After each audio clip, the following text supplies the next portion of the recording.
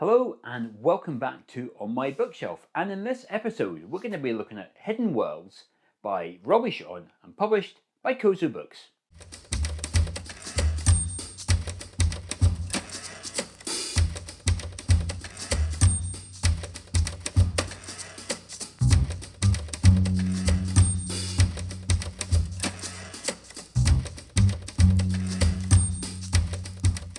Thank you for joining me on another episode of this new series of On My Bookshelf. Over the last few weeks I've had a really enjoyable time checking out all the new books that I've got on my bookshelf there behind me. I'm passionate about photography books and I'm really happy to be bringing you another book from the publisher Kozu Books. So this is Hidden Worlds by Robbie Stone. Robbie is an award-winning photographer and is well known for being one of the world's most accomplished cave photographers. Publications such as Nat Geo have used his work, and he has worked on several TV and film productions. He has explored cave systems as deep as minus 2,200 meters and as long as 190 kilometers. This book is a showcase of Robbie's work from 20 years of experience of exploring the longest, the deepest, and the largest cave systems.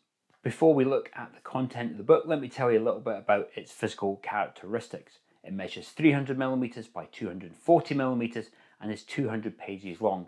The paper used is 170 GSM Fedrigoni satin. The cover of this book is also a bit special. It uses a light cotton material with a two-tone effect with a tipped-in image. The text on the front, the spine and the rear is also foiled. It's a book that has some weight.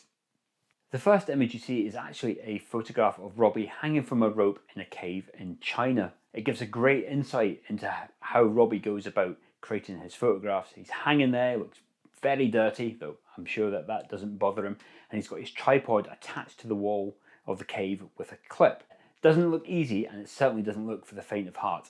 The book then opens with a foreword from Academy Award-winning directors Jimmy Chin and Chai Vasarhelyi.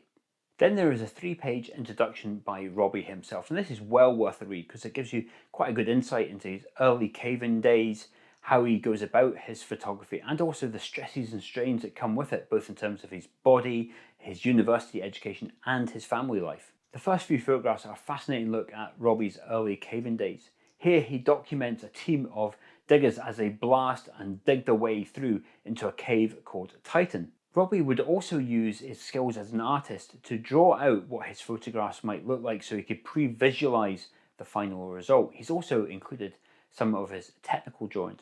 I can appreciate this level of planning is required because I can't imagine that this type of photography suits a casual approach. And then the journey into Hidden Worlds really starts, and what a journey it is. So for example, when I think of caves, I tend to think of rock.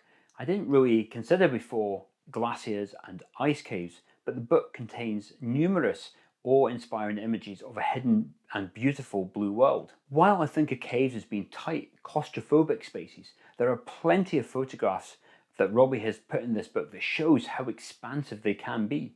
But it does take skill to show that skill, and it is very clear that Robbie has a very keen eye for both composition and using light. To my surprise, even in the deepest and darkest of the cave systems, life has found a way to survive. And Robbie has included some pictures of the amazing creatures that have made a life down in the caves. This book is also about the people that explore these hidden worlds and their stories. You'll find photographs of people squeezing through gaps, abseiling into darkness, swimming in clear lakes of water, battling with white water, and even making camp when some of those expeditions last days, if not weeks. Scattered throughout the book are some of Robbie's own stories. Some of the facts and figures are truly amazing, and the tales of danger and escape are really captivating. The story about a leech attaching to his eyeball did make me shudder a little bit. So the question I always like to ask in every episode, is this a book for your bookshelf? Well, on the face of it, this book is a very specialised book. Maybe it would only be suitable for those with a particular interest in cave or cave photography.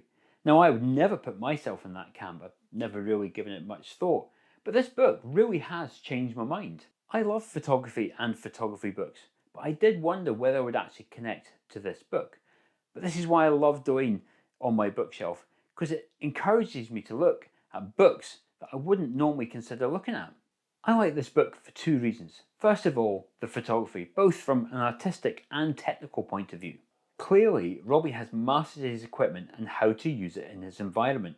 As he points out in his book, there is no light in those caves, not even ambient light. So the ability to create and place your own light is a skill in itself. But it's what he does with that light that is amazing. His ability to capture these awe-inspiring images is hugely impressive. He transforms those caves into works of art. Sometimes you have to remind yourself that these images are indeed taken on planet Earth. The other reason I like this book is because it is a book of adventure, a tale of human discovery and exploration of a world rarely seen. As Robbie points out, we know how much of the oceans we have explored, but we really don't know how many caves remain undiscovered. The photographs in this book show the struggles, the danger and the bravery of the people that explore these hidden worlds. I'll be honest with you, it's almost enough to inspire me to venture into the world of caving. So for me, this is very much a book for my bookshelf, and I would strongly encourage you to take a look at this book so you too can discover the fascinating and hidden world of caves. Now, if you'd like to buy a copy of Hidden Worlds by Robbie Stone, you can do so directly from Kozu Books. I'll include a link for that in the video description below.